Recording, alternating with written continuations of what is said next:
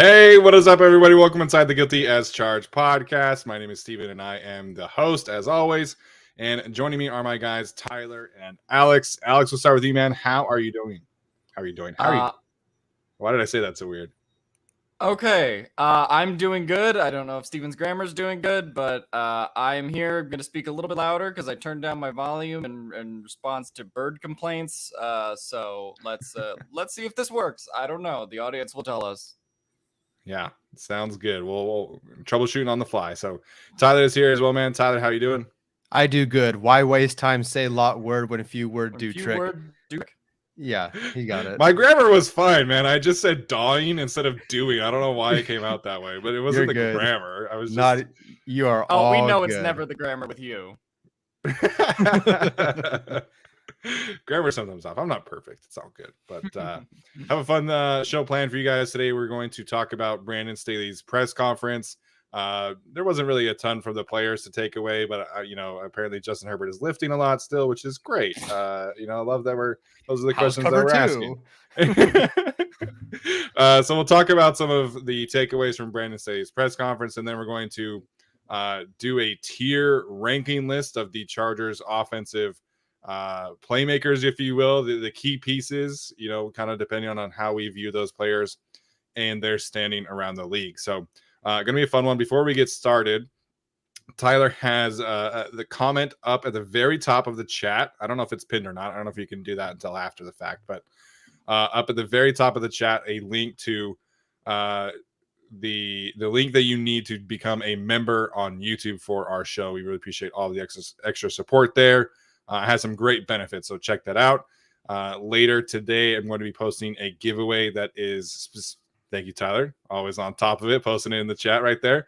Later tonight, I'm going to be posting a giveaway exclusively for people who support us on Patreon and YouTube in that fashion. So stay tuned for that one. All right. So, as Sam points out, Justin Herbert is up to 246 pounds, which I felt like he was already that weight, but whatever. So we're going to talk about some of Brandon Staley's press conference takeaways today.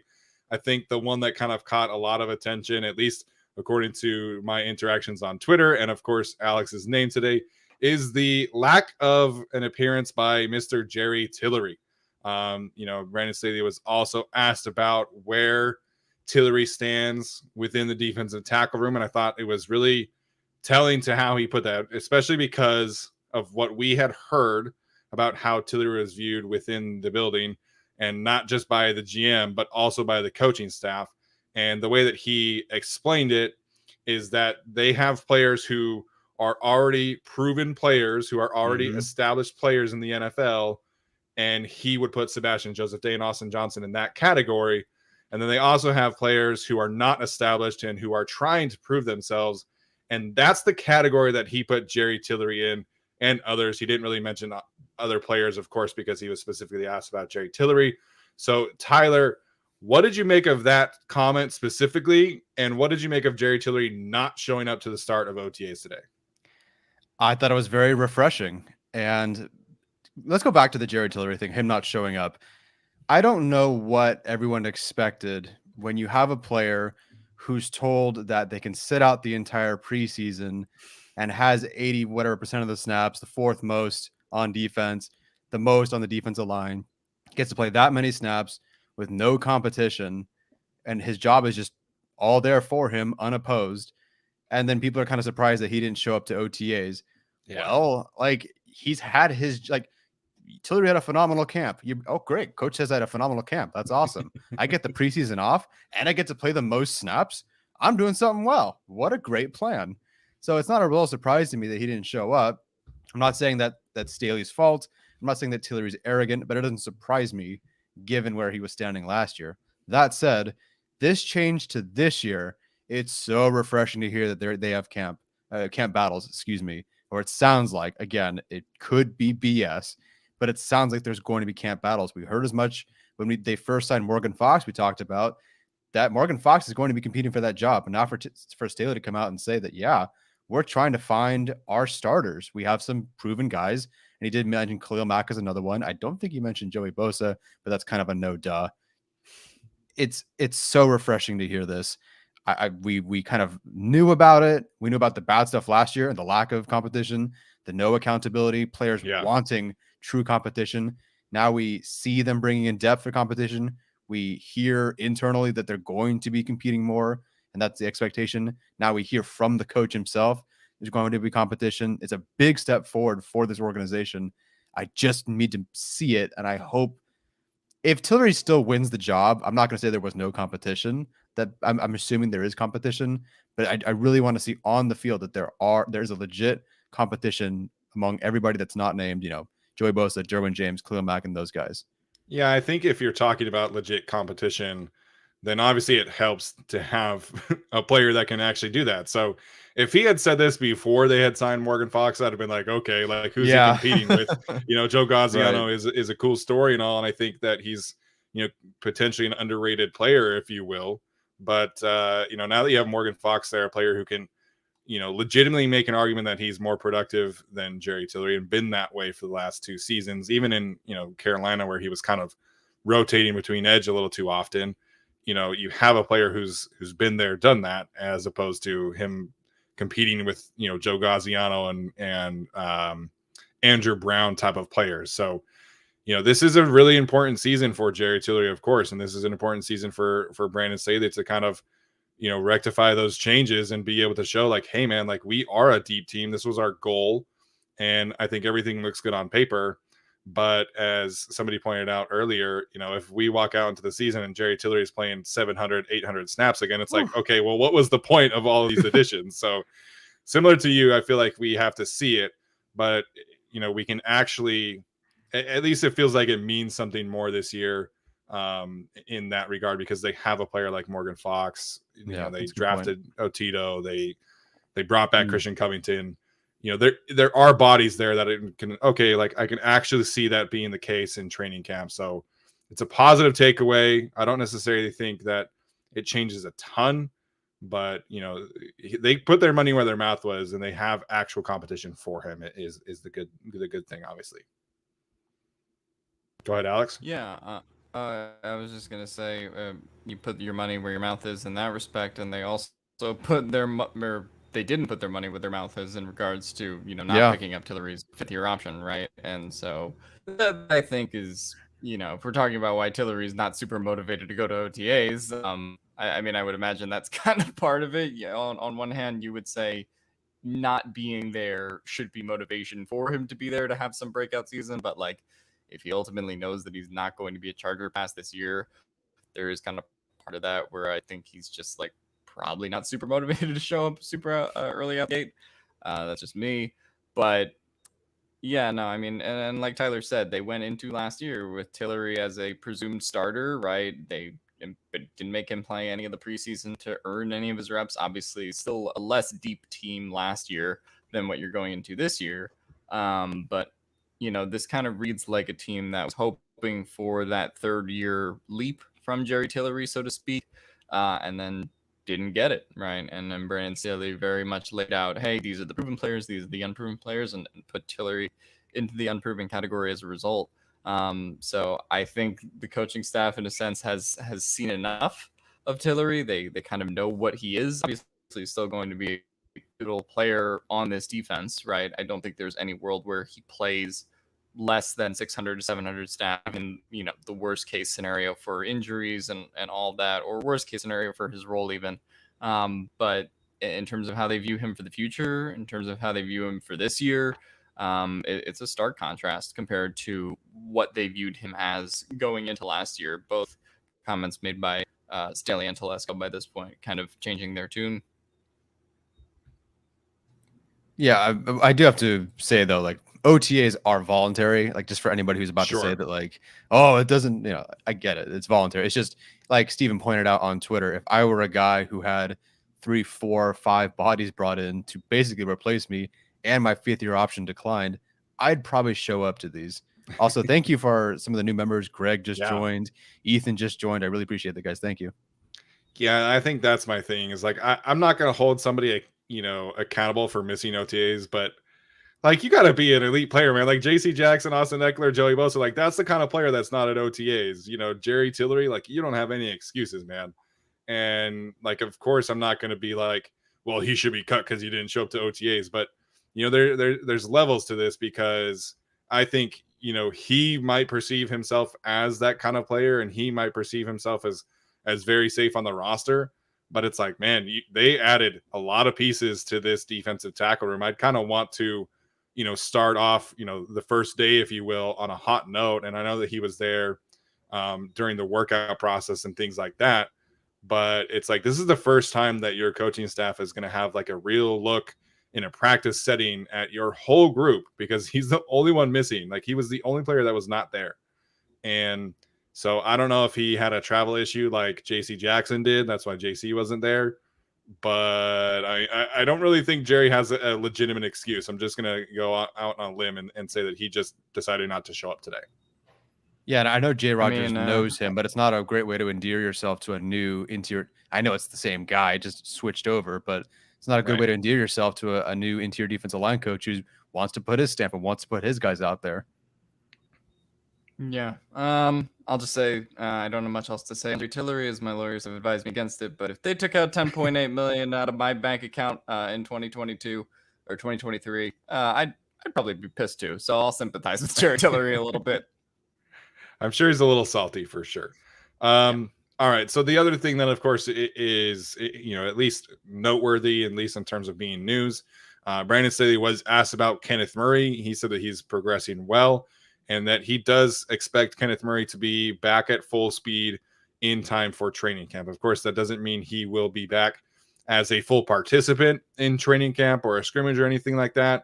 But Brandon Staley said that basically Murray will be able to run and have full range of motion and be healthy at the time that training camp starts. So again, we'll kind of wait and see how that one pans out. But it was good to hear that Kenneth Murray is kind of back on track, at least, trending in the right direction, because, even though last year was it was a disappointment, you can kind of justify it from his perspective because of the injuries and things like that.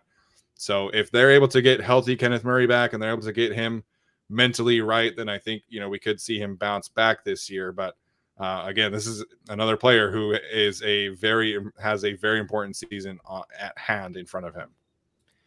Yeah, a lot of people are mentioning, okay, the light bulb came on for Tom Telesco in Tillery's now 4th season. When will that happen with Kenneth Murray? I really think this is it. Like, this is the year. Not that they're going to cut or trade him or whatever, but I think this is it. If he's healthy, he's a linebacker, replaceable. Again, 1st-round pick, so I guess the contract makes things iffy, but I think they're just going to, this is it for him. But I'm so happy to hear that he is entering the year, or will enter the year, healthy enough to play week 1 and be healthy week 1, barring any setbacks. For a pretty significant looking injury at the scrimmage at FanFest. Everyone was holding their breath. He was down trying to tackle Jared Cook out of bounds. He was really hurting and didn't cross back to his sideline, the defensive sideline, because they were split that game. He didn't even cross over until the end of the scrimmage. So he really was banged up to start the year. Then he got hurt against the Raiders in week 4. So hopefully with everything now behind him, or that we will be behind him, hopefully he can have that breakout season that we expect from him, or hope from him, I should say. Yeah, no, I would hope that Kenneth Murray has that kind of breakout season that we would want from him. Like Tyler mentions with the contract, because he is a first-round pick. I mean, they're going to have to decide on his fifth-year option, much like they decided on Jerry Tillery's fifth-year option this year. Obviously, a little bit more complicated because he's a linebacker. Is that a position where you want to pick up a fifth-year option kind of anyway, right, with the amount of contracts and money that they've given out? Is he a player that you want long-term on your roster? I think 2022 will go a long way towards determining that. And so, no, it's a big year for Kenneth Murray.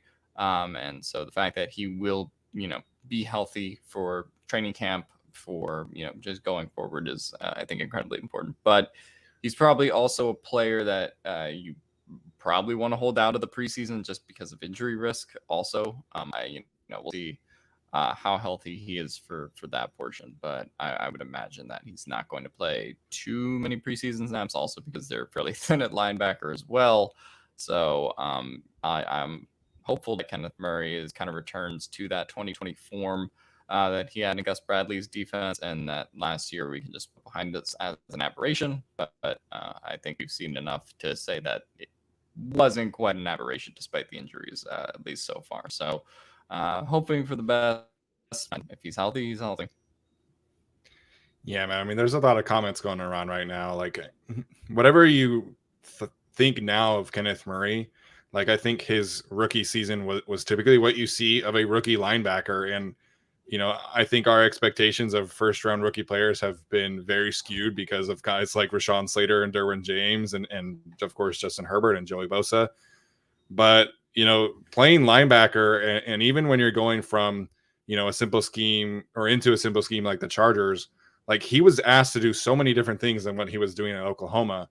And we were all legitimately excited. Like, I think everybody who was saying, like, oh, he was fine, he was okay, I guarantee you I could go find some receipts on your Twitter page about how excited you were about Kenneth Murray heading into last summer.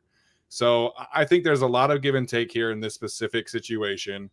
And I think a lot of the criticism is very warranted about the way that he played last year. But, given the circumstances of his injury, of his brother dying, which I think doesn't necessarily get talked about enough, I think you can make an argument that why he played the way he did is very understandable. And so I've kind of taken a step back here. I know I was very critical of the way that he played and the way that he was used last year. And that's another thing that kind of would, sway an argument of him not necessarily being at peak performance, was he got thrown at edge rusher in the middle of the season. So it just was not in the cards for him to have a great breakout season last year. And I hope that is the case this year, because if he doesn't, man, then, like, what are we doing at linebacker next year? Because Drew Tranquil's a free agent, Troy Reader's a free agent. You have undrafted free agent Eamon Ogbongbemiga. You have Nick Neiman, who's kind of a special teams only player. So if Kenneth Murray doesn't hit next year, then the Chargers are in big, big trouble for the linebacker position. So I think he needs to hit for himself, and I think he needs to hit for the team. Absolutely. I spoiler alert for the mailbag, I do have him as my breakout candidate this year, which kind of feels Jerry Tillery-ish, but it doesn't. Like, I do feel like there's enough there, and especially given the extreme circumstances, he's going to be much better. And Staley we just talked about the established guys in this league that are going to be playing in front of him now. No offense, like Linval Joseph or Justin Jones or whatever, but if it is Fox, and if it will be Sebastian Joseph Day, and it is Austin Johnson, and it is Khalil Mack, that's so much better. That's a much better situation for him next year. Yeah, I mean, and Justin Jones he missed essentially from week 2 to week 10. So he was playing in front of or behind Christian Covington most of the time, which was just an abject disaster. Are you planning on a Kenneth Murray breakout player article this year? Am I, or is Tyler? Well, I know there's a video. I was referring to your Tillery breakout piece from a few years ago, but I think the thing that you kind of hope for, and we sort of talked about this with usage, is that because you have Kyle Van Noy, and because you have all these players that you brought on defense, that hopefully Kenneth Murray just can be a linebacker, right? He can just kind of do the one thing that he's supposed to do. And, obviously the Staley defense kind of prides itself on versatility, but I think simplifying things for Kenneth Murray would, help him a lot, considering he's been thrown around, thrown around into too many situations. I think reverting back to a little bit of what he was under Gus Bradley, obviously while playing in the Brandon Staley system. I think that's kind of what you want to see from him in 2022. Obviously give and take with how much we'll end up seeing that. And that'll depend on how healthy he is and how well he'll play. But I think that the resources are there, like we've said, for him to have the breakout season. Matter of whether his health holds up and whether he's able to take advantage of the opportunity. Yeah, I think you almost want to see him get into kind of like a Denzel Perryman role where he only plays early rundowns, he blitzes.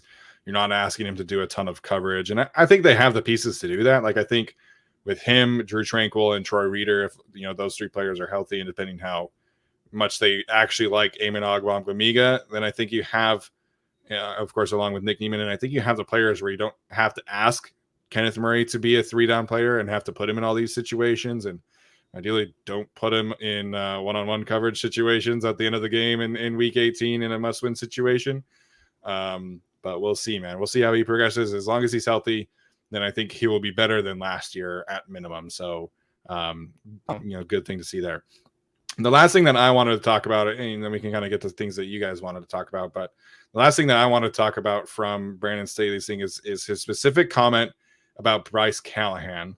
And I thought it was interesting that he mentioned specifically that Callahan was signed in Denver to play on the outside and not necessarily be signed as an inside slot corner, because he said they had Chris Harris there in the slot and they didn't want to move Chris Harris. So they signed Bryce Callahan to be an outside corner. Again, I don't think that's necessarily going to be the case with the Chargers, given kind of their setup. But I think this kind of plays into the amount of flexibility that they can have with him, with Asante Samuel Jr., and of course with Michael Davis, who is very much in the mix according to Brandon Staley as well. So again, another position room that they should have legitimate competition.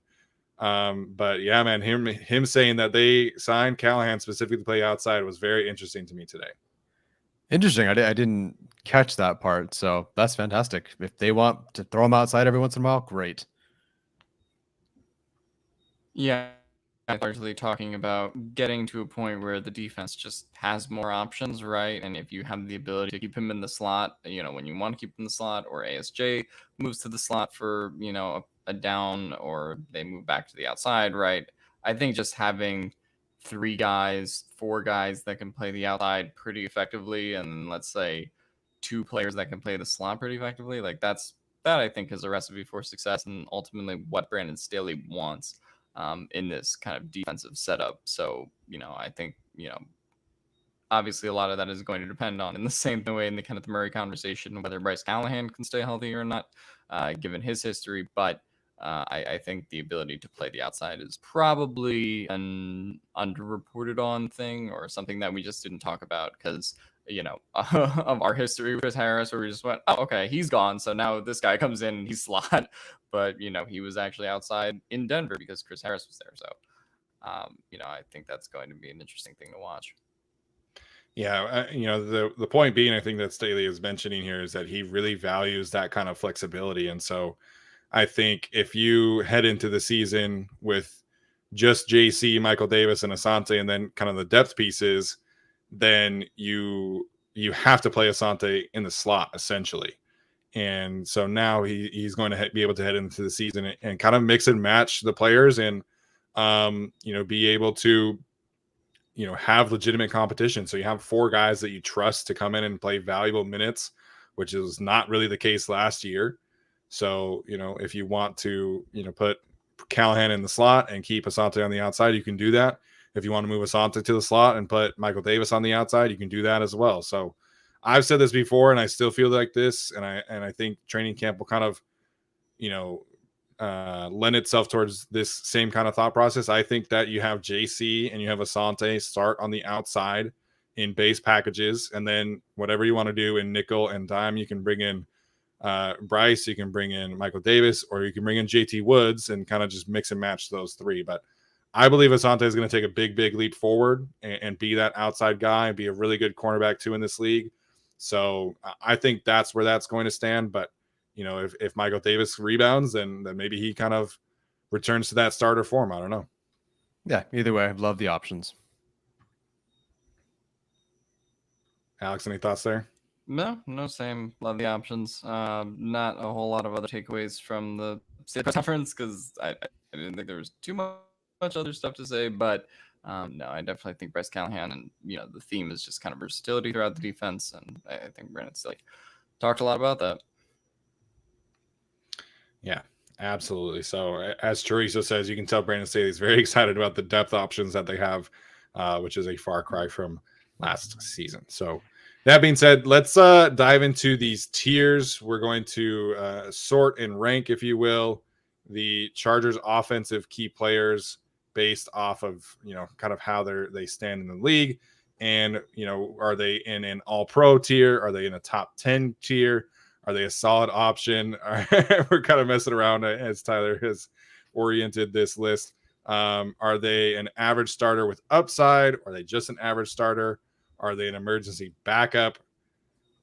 What's the last one say? I can't see it now. F is a roster bubble / practice squad player. All right. Which is my nice way of saying not good. I guess I forgot D, which is emergency starter / backup. So we'll get started here. I think obviously we can all agree that Justin Herbert is an all-pro player, right? Yes. While he technically hasn't been, I would put him in the S tier, and that's fine by me. All pro, I kind of have all pro defined as like a top 5 at worst player, and consistently. So yeah, that works for me. All right, I'm gonna hide the ticker as well. I think that sounds good. Okay. So yeah, I think Justin Herbert. I have to laugh because PFF used to be like, the social team, at least I should say, was always kind of posting things that hated on Justin Herbert, and now they're like, is he top 5? Is he top 3? And so it is a really interesting season for him, of course, but I do think that he's going to make that leap, and regardless of what whoever fan base thinks or whatever fan base thinks of his playoff record or lack thereof, I think if you watch film and study, I think he definitely is an elite option. So Alex, anybody else you think is from the Chargers offense that belongs in the all pro category? Probably not now. I mean, I think you can make the argument that Slater probably gets in there within the next few years. I think it's just Herbert for now, though. Really? Rashawn Slater? Come on, man. Wait, Steven, are you not going to put Rashawn Slater in all-pro? He was an all-pro last year. Okay, that's what I was asking. Well, I wasn't sure if you were. You said anybody else. Oh, you wanted him to I think you. I just wanted to not be the one kind of dominating the conversation. Yeah. I would go Rashawn. Okay, I would completely understand why Rashawn Slater, even though he was the only one who. It was funny. I put a poll on Twitter. I put a poll here in the YouTube chat about who is, would you add to the S tier, which is on here is our all pros. And, Rashawn Slater was like 3rd on Twitter. He was 4th. He's the only one of that group who earned all pro. I guess I could see why you wouldn't, because it's 1 year. Like even the year that Herbert had, I would probably put him like after 2020, I'd probably put him like maybe in the B category, even though he played like an A, because you got to kind of earn it more. Right. So like I'm split on that one, but I'm sure Steven wants Rashawn Slater and all pro. And like the numbers basically do back it, and the film does back it. I could go either way here. I'm not really opposed. I understand. I'm fine with putting him in all pro because he literally was an all pro. So if we just want to do that, that's fine. I was just saying more like, I don't know, like, I guess in the context of all pro, like, is he a top like 3 guy, like, or top 5 guy in the league right now? I mean, I think he certainly puts himself in that category, but I think that's like a firm yes on Justin Herbert very clearly amongst quarterbacks, whereas I don't think that's clear cut for Slater, but I'm fine with putting him in all pro, like, because I do think he plays at an all pro level just by definition. Okay. Yeah, I think, you can have a conversation about, is he top 3? You know, if you don't think he's top 3, I don't necessarily blame you. To me, Trent Williams is the best offensive lineman in the league, regardless of position. So he would be 1 on my list. If you wanted to put Teron Armstead in that group, I would understand it. Although he, of course, kind of has some injury issues. Same with Tyron Smith. I think you can make an argument for, of course, Tristan Wirfs to be in that conversation as somebody who was also an All-Pro as a rookie. I think you could talk about some, Lane Johnson conversation if you want to include right tackles, like I said, with Tristan Wirfs. But I think Rashawn Slater, in my opinion, of course, I'm biased, but I think if you watch the way that he played against elite competition, his numbers, his status as a rookie, as a run blocker, I think you absolutely have a conversation for being top 5 and in that All-Pro category. So I know what Alex is saying, but I'm not necessarily holding it against him or anything like that. No. But I think Rashawn Slater is absolutely one of the top 5 offensive tackles in the sport already, and was an All-Pro last year. So for me, he's there absolutely. Also, just depends on just how you do these lists. If it's more about what they've shown you, that's different. Again, second team All-Pro, but there's also just that projection to the next, to this year. And he apparently is one of the most improved players Duke Manyweather's worked with, whatever that means. I mean, Which is crazy. He's Darla the fish killer now. So I think he belongs there. I'm going to nominate, and it's up to you. I'll just throw him up here on the board. I'm going to nominate Corey Linsley. I do think that if we are looking at, obviously, another guy who's been, I believe, an All-Pro and then a Pro Bowl player last year, although that is fan voting. I mean, 14 pressures and 1 sack allowed in 2 seasons. I just think somebody who's that good and does helped transform this offense, and statistically is still, he's the highest pass blocking efficiency of any offensive lineman in the NFL last season with Creed Humphrey. I just think that that is worth considering, and he's been an All-Pro. I do think he is top 5 at his position. No, I haven't watched all the centers to be able to tell you that, but I do think he is a guy who has won it before, has played excellent football in 2 years at least. Yeah, I think if you're a center to be in this category, you've obviously got to be a top 3 player. And for me, Corey Linsley is that. I think, Brandon Thorne has really kind of swayed me on Ryan Jensen being the best center in the league.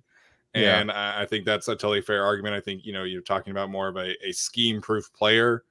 And so for me, if you're talking about second best player, you're probably talking about Linsley, you're talking about Creed Humphrey, and you're talking about maybe like Eric McCoy or Ryan Kelly. So for me, it really would be Linsley or Creed as the second best. And I think if you're kind of looking at it the lens of, well, Corey's probably, a little bit more scheme dependent than Creed is. I don't hate anybody that's going to talk about Creed over Corey. But Corey's absolutely top 3 at his position. So I would agree with that. I vote yes too. And just for the chat, this is about offensive players and their rankings compared to the rest of the league. And it is also just offensive players. So now people are bringing up like Khalil Mack, Joey Bosa. That's the next episode. So all offense this time. Yes, for the person who asked, there will be a special category for Emeka Egbule, but not this episode. I think we already had that category up in the depth chart ranking. Is it the same one, or are you going to change it? Oh, I'll find another one. Don't worry. There's many circles of hell. The hell got creative. Yeah.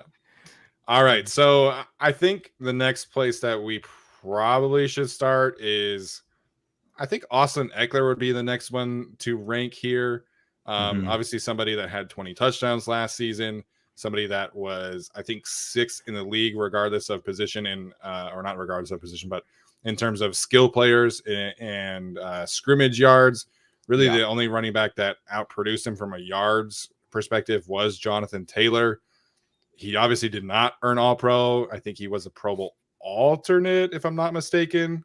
He was definitely not a Pro Bowl starter, but I think you can. There's a really interesting area for me for Austin Eckler. So, Alex, what do you make of where you would put Eckler in this category?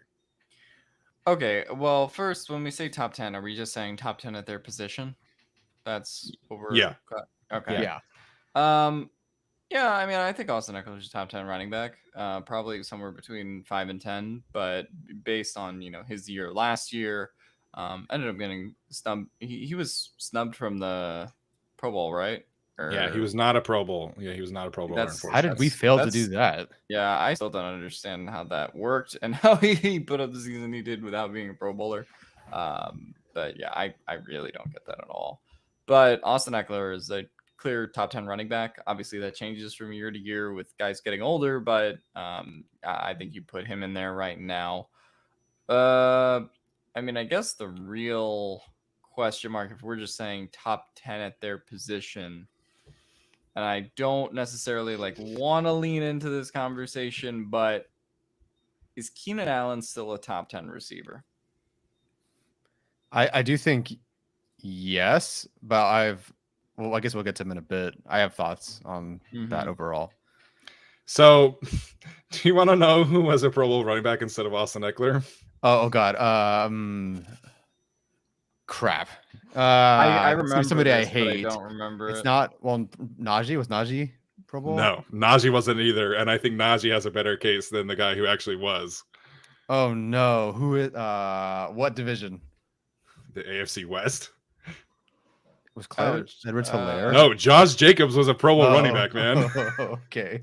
Okay. That's like Clyde. It was Nick Chubb, obviously. Sure. That is very well deserved. Fine. Derrick Henry, which I kind of hate because he was injured, but I get it. And then Josh Jacobs was third. Okay. So I just don't take the Pro Bowl seriously. Put Eckler in the top 10. Put Eckler in the top 10. We have to make S tier. Yeah. Top 10 plus snub. Yeah, absolutely. I think he's absolutely a top 10. I think All Pro probably a bit of a stretch because you're always going to have Taylor. You're always going to have Nick Chubb. You're going to have Derrick Henry. Mm-hmm. So Eckler would have to repeat last season's output to be an All Pro player this year. And I don't see that happening with the addition of Isaiah Spiller and the amount of carries that he's going to take. But I think Eckler and the value that he provides as a receiver is definitely enough to put him in the top 10. Yeah, absolutely.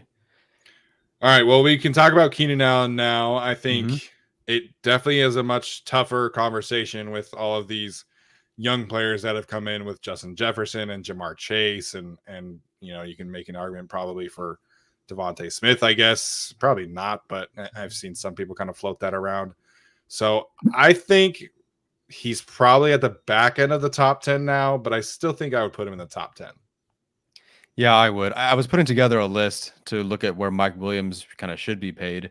And Keenan Allen, statistically among the highest paid wide receivers out of 21, was statistically, per play stuff, 12th in 2020 and 14th in 2021.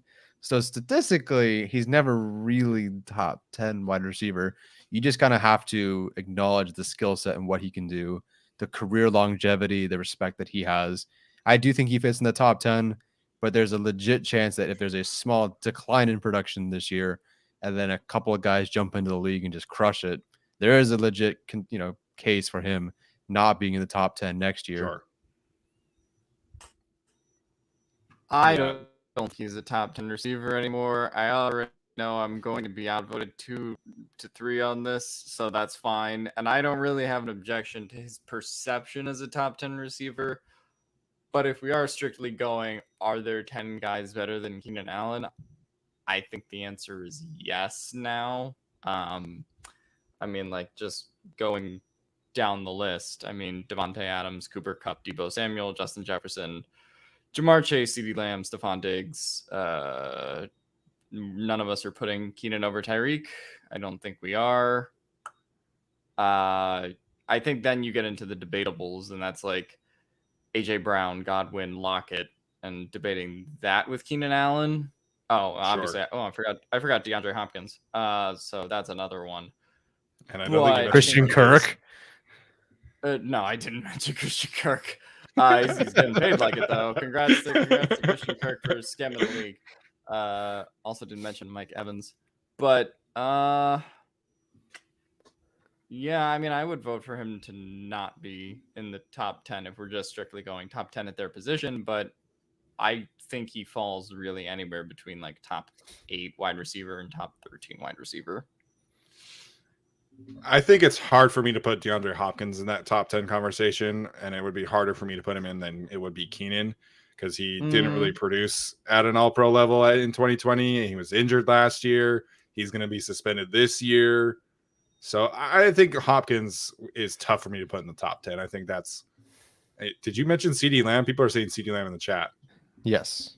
Okay, because CeeDee Lamb absolutely not a top 10 receiver, and you liked him, and I loved him. I loved he was my wide receiver 1. I think he wasn't even the best receiver on his own team last year, so it would be really hard for me to put him in the top 10. No, Okay. I mean, I think that's fair. That's also a bit of like a future projection thing. Sure. Are we putting McLaurin over Keenan? No, I wouldn't. That one I'm a little bit iffy on. I could go either way on that. But it's NFC East. I bias. Get out of here. NFC East bias. I mean, he torches the whole league. Imagine if he had a functional quarterback. But sure. If he has Carson Wentz this year, though, sucks for him. Just really quickly, so we have this out there, I guess. Keenan Allen had 106 catches last year, which was 6th in the league. Yards was 1,138, which is 12th in the league. Obviously, he had his normal 6 touchdowns. You can talk about yards per route run, where he is a little bit lower. He's 22nd in the league. You can talk about first down receptions, where he's very, very high in. You can talk about first downs created, where he's 5th in the league. Passer rating when targeted, where he is, he's 25th in passer rating when targeted. That's one that's surprising to me. But I still think that there is enough numbers here to talk about him as an elite player in the league. I think if you want to talk about projecting CeeDee Lamb into a much higher role, I think you can absolutely do that, because obviously Amari Cooper is gone. I think for me, I look at players who are like objectively better than Keenan Allen around the league. I think you talk about 1 Cooper Kupp, 2 Devontae Adams. I would talk about Justin Jefferson, 3. I would talk about Stephon Diggs, 4. I would talk about maybe DK Metcalf. I would talk about Jamar Chase. I would talk about players like that. I think if you're getting into like Keenan Allen versus Mike Evans, or Keenan Allen versus Chris Godwin, obviously Tyreek Hill is better than Keenan Allen in my opinion. So I think you're talking about a top 7 to 12 player at his position now, and maybe he takes a step back. So maybe you're kind of knocking him for a little bit this year, but I would still lean towards him being a top 10 guy at the receiver position personally. Yeah, and I think based on like consistency and production too, like if you want to compare him versus a guy like DeAndre Hopkins who's been injured, like obviously DeAndre Hopkins at his best is much better than Keenan Allen at his best. But yeah, I mean, I understand the production argument, and the fact that he's going to be suspended for 6 games this year. So if that leads him to being dropped down the rankings, then I understand. I just think this conversation a year ago, 2 years ago, was very much like just open and shut, right? Like it was very much, okay, Keenan Allen's top 6. Keenan Allen's, somewhere between like top, probably never top 4, but he was between like top 5 and top 7 easy. Versus now, I just think with the wide receiver depth around the league, it's a lot harder, right? It's a lot murkier, somewhere between 7 and 12, 8 and 13, kind of like Steven said. So I could be torn either way on it, but for now, I think he's still there. Yeah, he might end up being like 10th in my top 10 if I tried to make a list, but he'll still make it. I don't know. And also, there's the bias. I'll kick somebody out. I don't care who it is. Yeah. I'm going to throw him in the top 10. I'd probably is that it for the A tier? And then if it's it for the A tier, in your opinion, maybe chat, where do you think we should go next? What tier should we do? Should we go F? What players are still left? So the obvious one to debate is Mike Williams, but I don't know if people want to save that for a little bit later, or I'm curious what the chat would actually think of where Mike Williams should go, but we'll see. The category after where it says number 2 option, because he's the number 2 option. So I have a question though. Why do Chargers fans hate Mike Evans so much? Is it just because Keenan Allen specifically mentioned him as somebody he thought was better than? Because there are some strong feelings about Mike Evans on Chargers social media. To be honest, I kind of hate Mike Evans. I mean, I just think he's boring to watch. Like, that's my only opinion on him. Like, All right. Like he's objectively a very good receiver. I don't know. Like I there's mean, never, Mike there's never, Mike Evans, for what it's worth, Mike Evans has 1,000-yard season in like 10 straight years.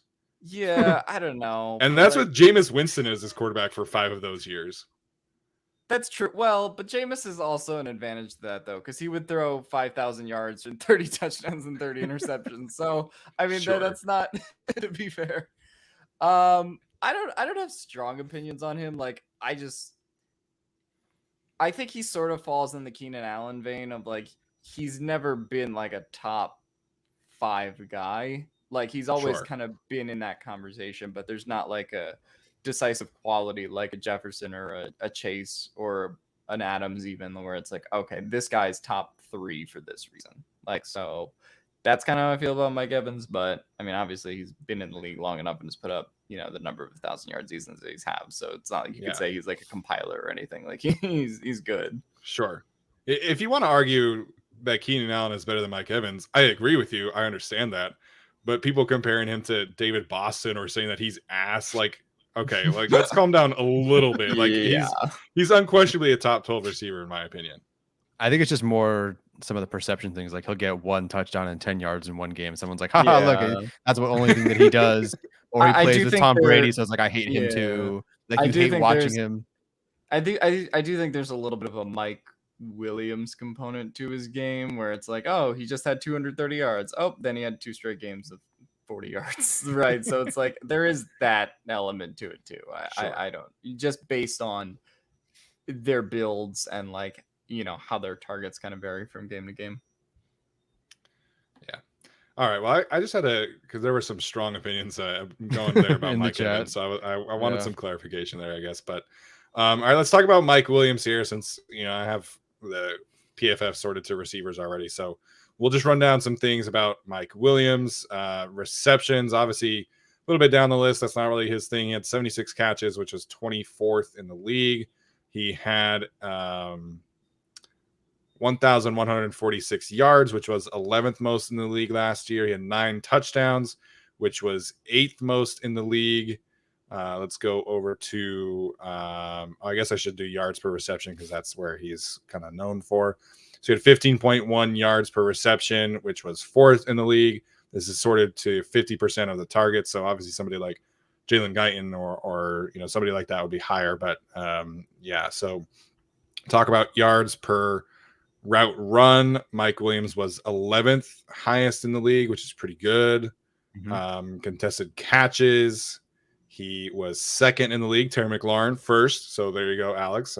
You know, some propaganda for you. First downs generated, he was tied for 17th with 51. And then passer rating when targeted, he had the 9th best mark at 114.3, right behind Christian Kirk, Devontae Adams, and Jamar Chase. That's why they paid him. Yeah, I mean, you give me one more year that Mike Williams had last year. Give me one more year of that. I could throw him into the top 10 potentially.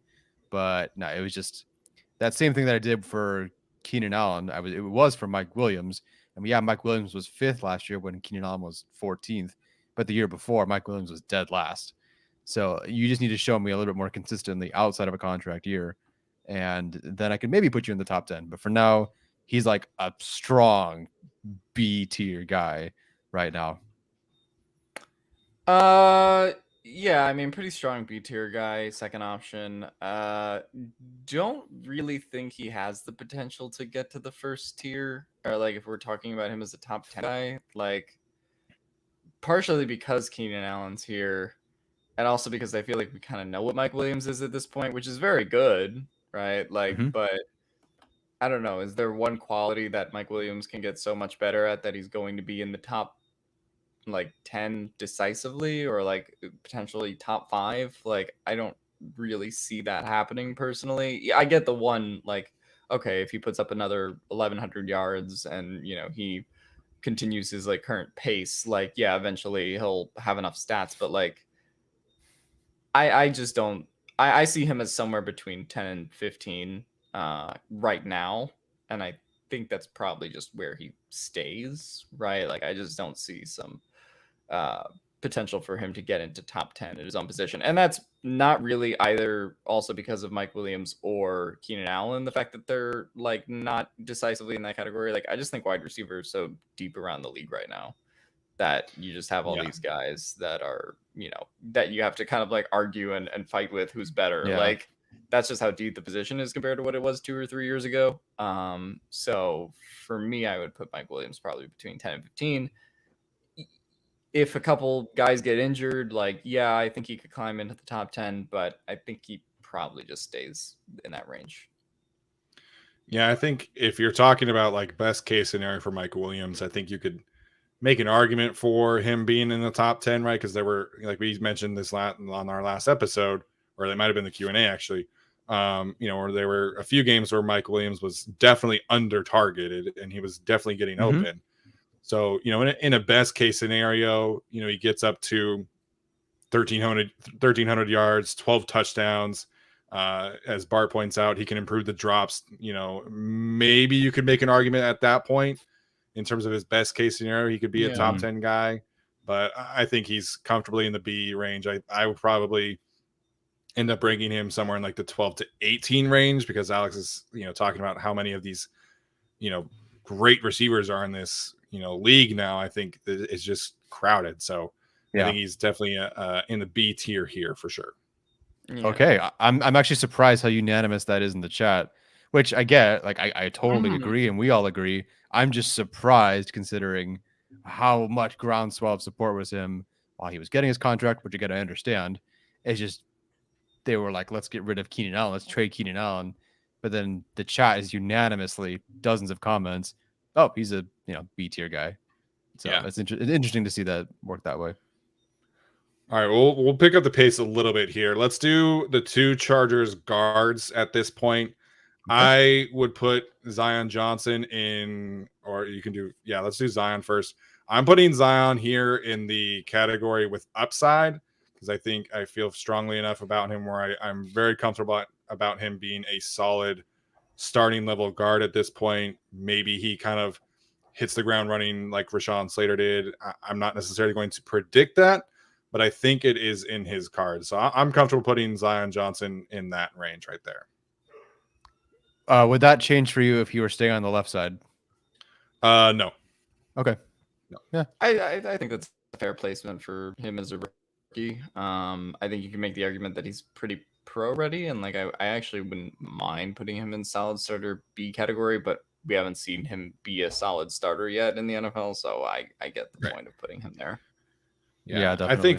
I think for me to be in like the solid starter number 2, like the B range for a guard, I think you have to be like borderline elite.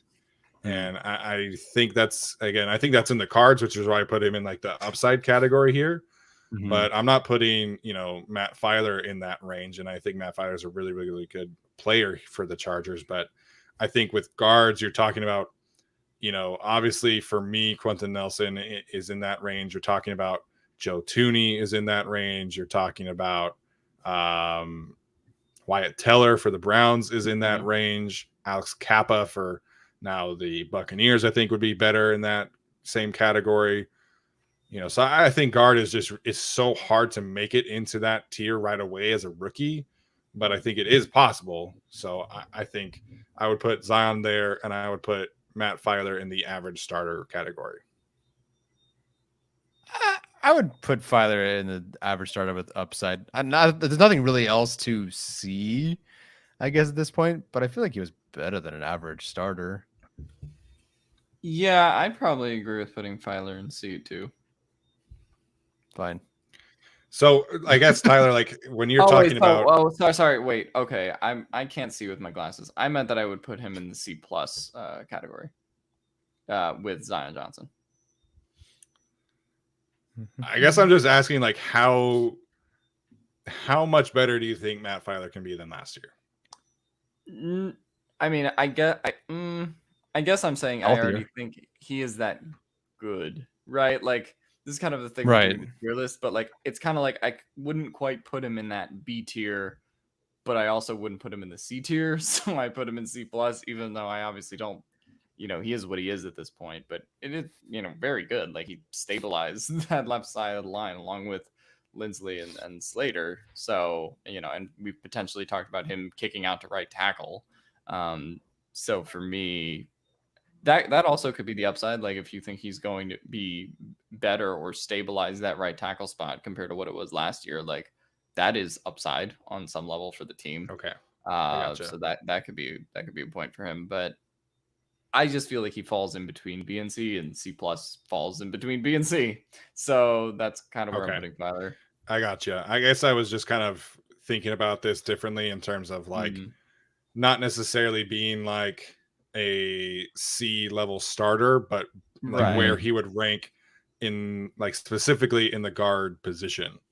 Because I think if you're talking like just about guards, then I think I kind of translate that a little bit differently. Whereas if you're just talking like in general, like, are you a solid starter? Then sure, if you want to put Matt Filer in that same category, then I guess I would understand it. Mm-hmm.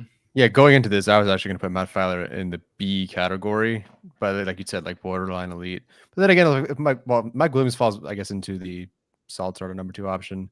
I don't know. To me, I thought Matt Filer was a solid starter, 8th in run blocking grades, 15th in PBE. I think, I guess C plus is kind of a special category from more of a guys we haven't seen yet sort of thing, and that's I think what you were getting at. I honestly was going to lean more if we didn't have that C plus category.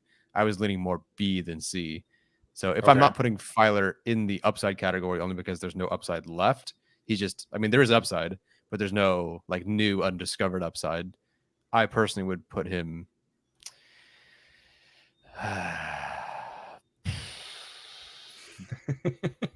B. Okay, let's put Filer in the solid starter range. Okay, because I think I was just kind of I was the one kind of interpreting it differently as as it pertains to like how many solid starting guards are there really versus like how many elite players are there really, and I guess it is kind of different for receivers versus guards. So I can see where you guys are coming from. So we'll leave Matt Filer in the B range. Okay, I can handle that. Larry Roundtree. Alex? I'm putting Roundtree on the practice squad bubble, man. I really am. I would not even feel comfortable with him being in a tier. Is there a cut tier? Practice roster bubble practice squad. We said that's where is there a practice squad? Is there a cut, but he doesn't make the practice squad tier? Yeah. And you can put Joshua Kelly right next to him. Yeah. Mean. Roundtree's an F. Again, we're not saying these guys are F players. It's just roster bubble practice squad guys. And technically right now, if everyone's so high on Letty Brown or Kevin Marks Jr. making it over them, then they therefore are roster bubble practice squad guys. So they are F players. If like, let's say, obviously this would be a disaster, right? But like, let's say Eckler gets hurt, Isaiah Spiller gets hurt. Are you handing the ball off 15 times to Larry Roundtree or Joshua Kelly? Kevin Marks. I handed off 15 times to Kevin Marks. Me. No question. No question. I think I would rather at that point bring Adrian Peterson out of retirement. He can win you a Super Bowl. Is LeGarrette Blount still available? Oh, he won a Super Bowl. Bring LeGarrette Blount right in here. If Larry Roundtree had more than 0 receiving yards, I would say him. But it's so hard. Again, that's not quite his fault. But I would rather Larry Roundtree start, I think, than Joshua Kelly at this point. Because I don't let's bump Roundtree up to the D range then, and we'll put Josh Kelly in the F range. With that said, I almost like Kelly's skill set more, but he's shown me a little more concerning. He can actually run a little faster. He's caught more than one pass. Can we put them both on the F tier? I'm fine. Whatever. All right. Let's just round out the running backs here. I think we can put Isaiah Spiller right next to Zion Johnson. Wow, I didn't think you would do that. That's where I was going to put him. I just didn't think that I guess you're a little more positive. Yeah, I'm fine. I agree. I'm fine with that based on what the category is as well. Yeah, I mean, you're talking about an average starter with upside, whereas I think, Spiller's range of outcomes. Yeah. Sorry, Alex, what did you say? I was just going to say he's also very clearly the number 2 option on this team, right? So there's no discussion for him being third option based on who's behind him. So, I mean, I think you have to kind of by default put him in that category. Yeah. Sure. And I think if you're talking about Spiller's range of outcomes, of course, part of that is what happens to Austin Eckler, but I think his ability as a runner and as a pass catcher for me would, kind of separate him there. Whereas if he were just a runner, like if the Chargers had Zamir White in this situation, like let's say hypothetically, I would put Zamir White in the average starter because he offers basically 0 as a receiver. So I think the receiving ability is why I would put Spiller in the with upside category. Yeah, I agree. I like it. Cool. Plus, I think like he could honestly sneak into here pretty quick because his line is so good. Yeah, if the line pans out like it is, like he's going to be a good back just because the line's really good. Absolutely. I think that's a very fair, range of outcomes for Spiller for sure. Where do we want to put Gerald Everett? I think he's kind of my next person I want to talk about.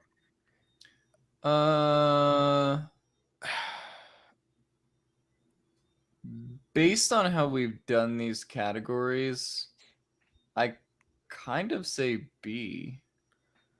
That's right. I'd put him like I kind of see that as like you're not a top. Well, obviously not a top 10 tight end, right? But like, is he outside the top 20? I don't think so. So right, to me, like he's a top 20 tight end 1 around the league, and if that's the if that's the discussion for like T1 in general, sure, I put him in B.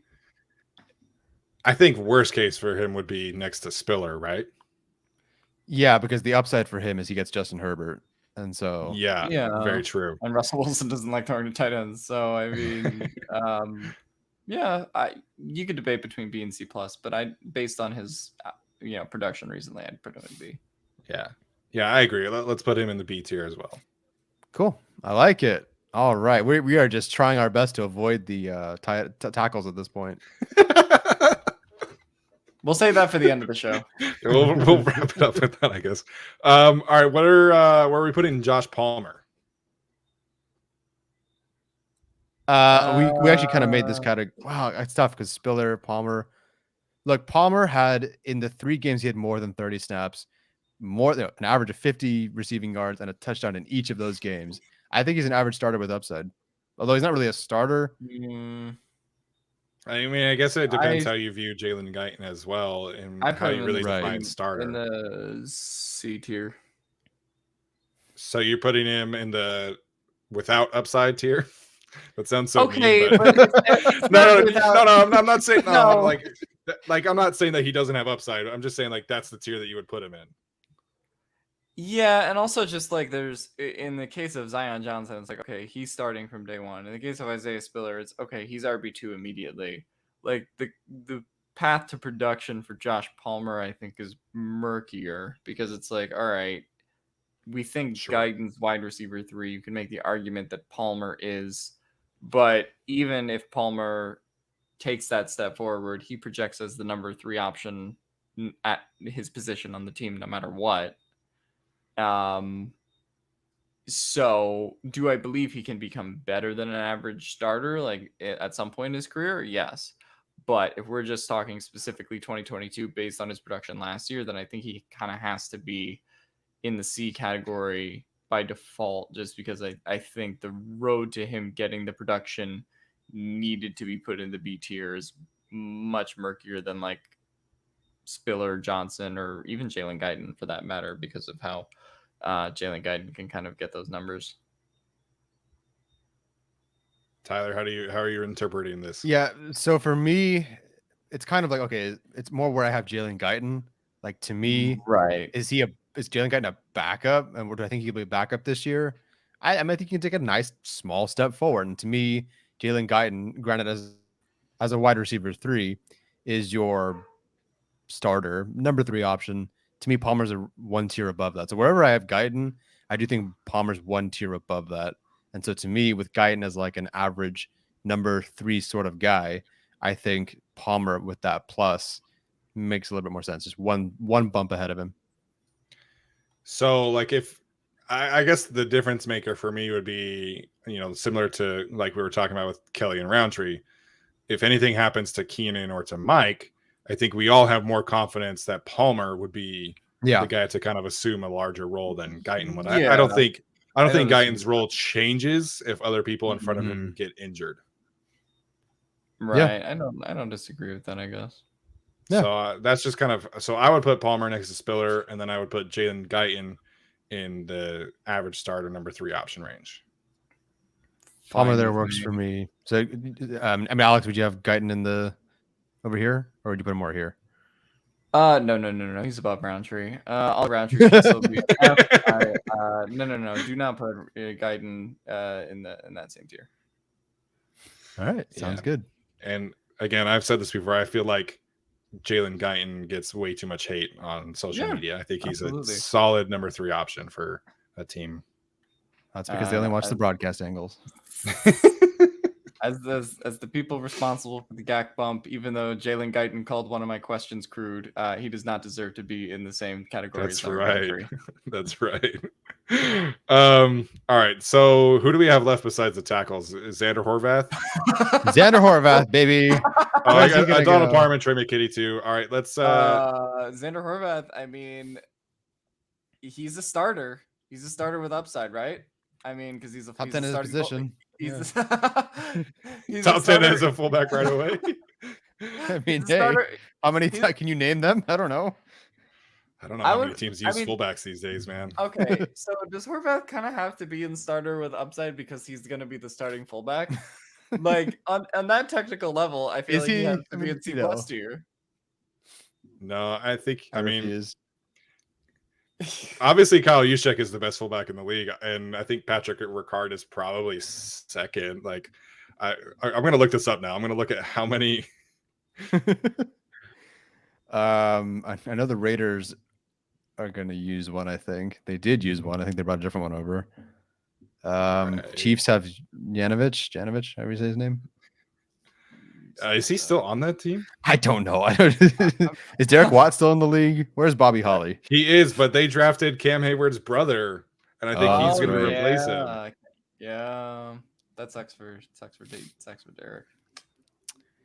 So there's a fullback in Buffalo. There's Alec Ingold is not on the Raiders anymore, right? No, he's not. It's somebody else. Jacob Johnson, the fullback in New England, I feel like it's pretty good. Are we just listing fullbacks around the league to see if Xander Horvath is better than them right now? Is that really what we're doing? Dude, there's like legitimately like 4 fullbacks who are like, okay, this guy's really good at fullback.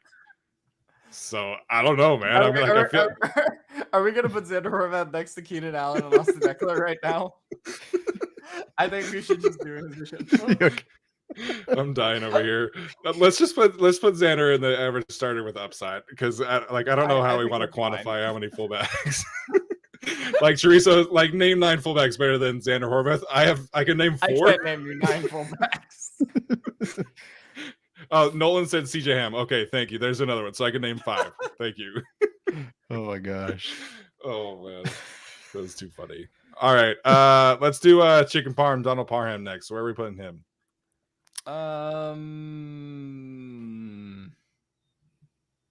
C.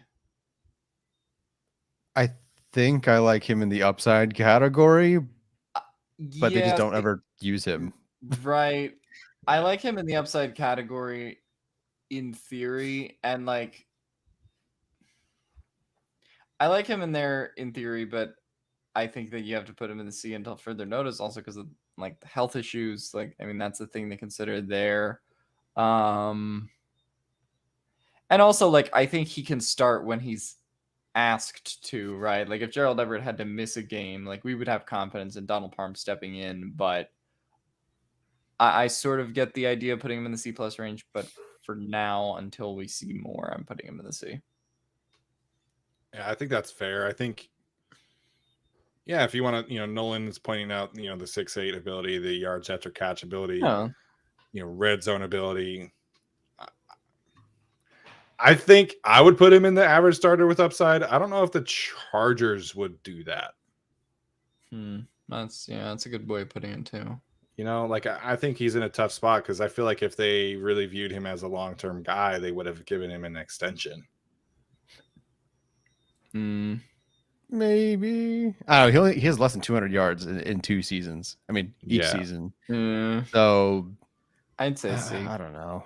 I think we all really like the flashes. Right. And I think he obviously does have upside, but like if again, same exercise, if Gerald Everett gets hurt, is Donald Parham going to give you 600 yards and 6 touchdowns, or is it just going to be essentially we're just going to funnel more targets to the receivers?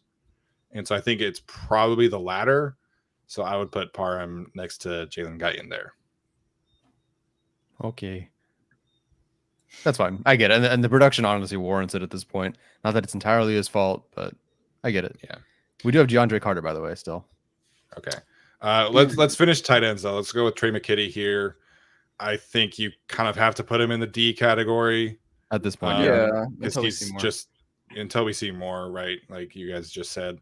Right now he's essentially just a blocker. I think he had like 4 targets last year, so I would love to put him up higher, and I think he can get there after this season, but I think you got to leave him there. Yeah. Okay. Who are we left with? DeAndre Carter, and then the tackles. I think Carter right next to McKinney. I think you kind of did that by accident, but I think that's fair. I agree with that placement. All right. Who wants to start this one off? Wait, are we on Storm Norton or Trey Pipkins? What's the difference? Either one. What's the difference in the picture?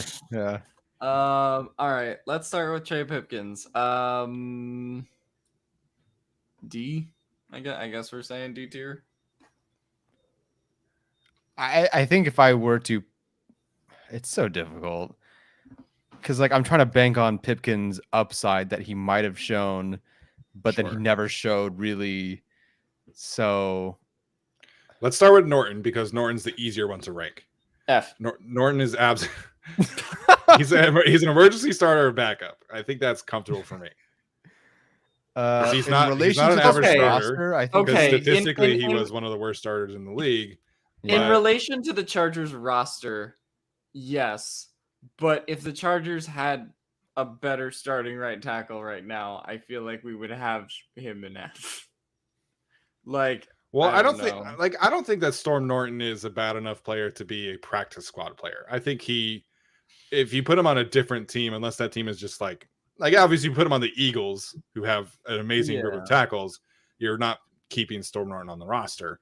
But I think for the majority of the league, Storm Norton is at least, a 4th tackle that makes the roster. So I think for me, I would I'm comfortable with putting Norton in the D range emergency starter backup category. For what it's worth, I wrote it somewhere.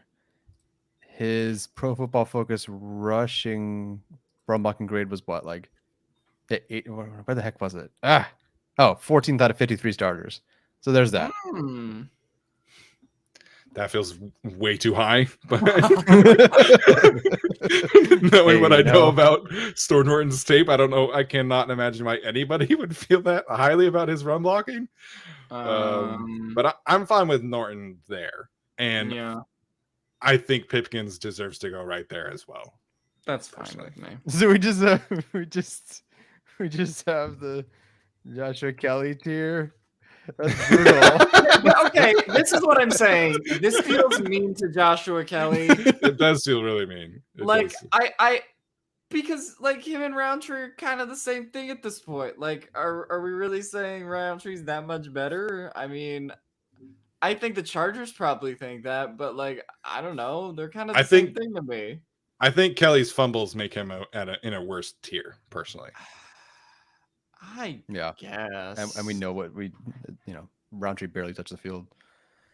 I think if you watch the Washington game back, I think you probably come away pretty happy with Larry Roundtree. I know that one of his runs was called back. I think that we haven't seen Kelly have that type of performance since week 2 last year. Mm-hmm. Yeah, I'm fine with where the 2 running backs are ranked. I feel bad that Kelly's by himself. Yeah. Okay, so anyone in the chat or on this show feel like Pipkins could be an average starter by season's end? Please make your case.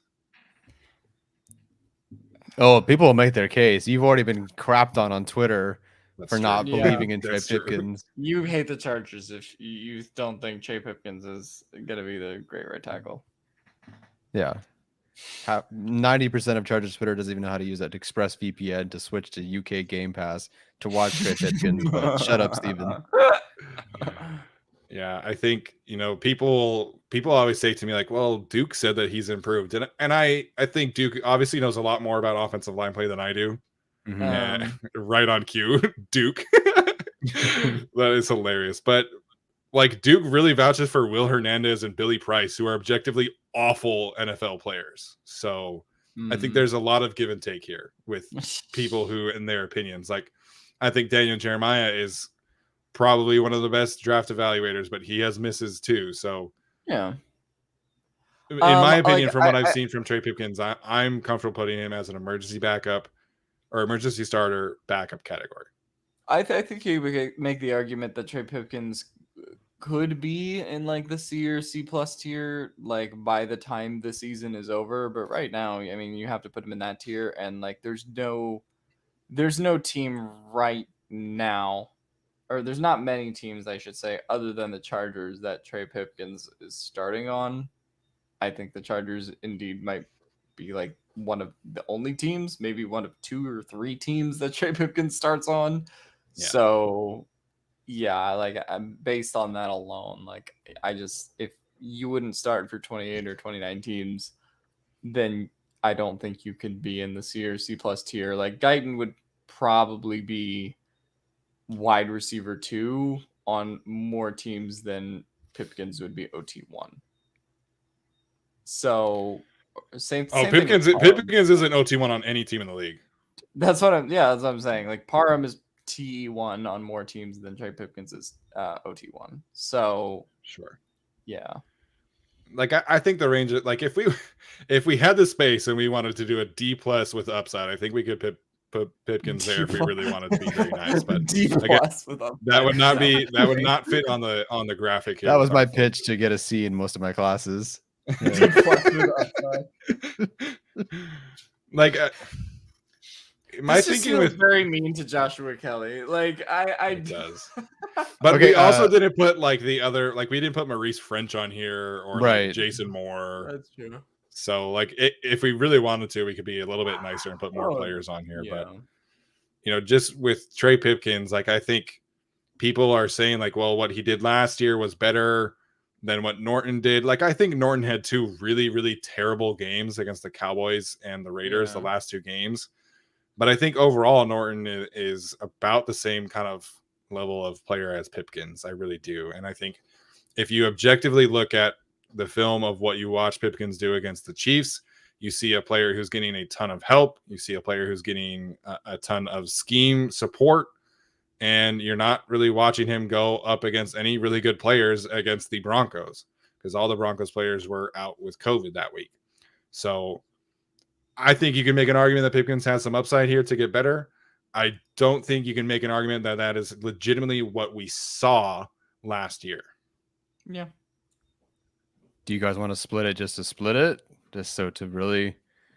Or do you want to keep him here? I don't want to create another tier just for Trey Pipkins. Oh no, I mean like putting Norton and Pipkins in separate categories. No, because I feel like they are the same player, like same category of player.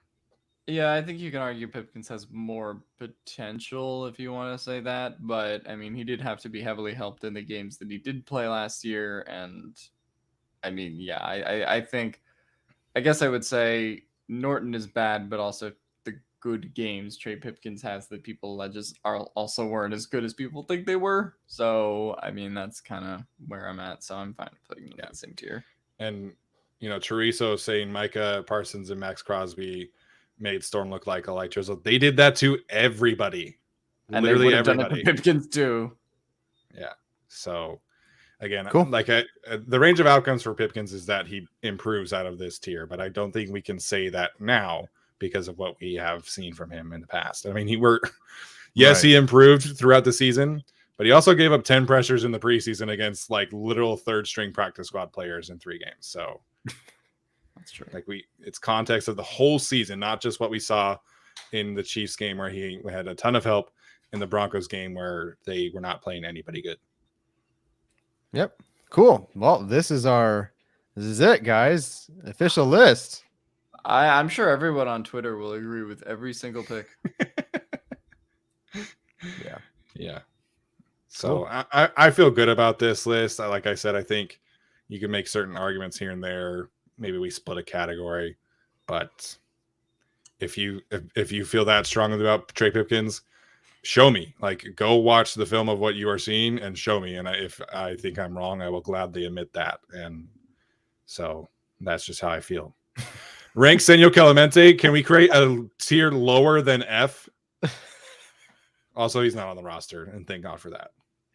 Oh, man. Where would you rank Brian Balaga's 5 snaps?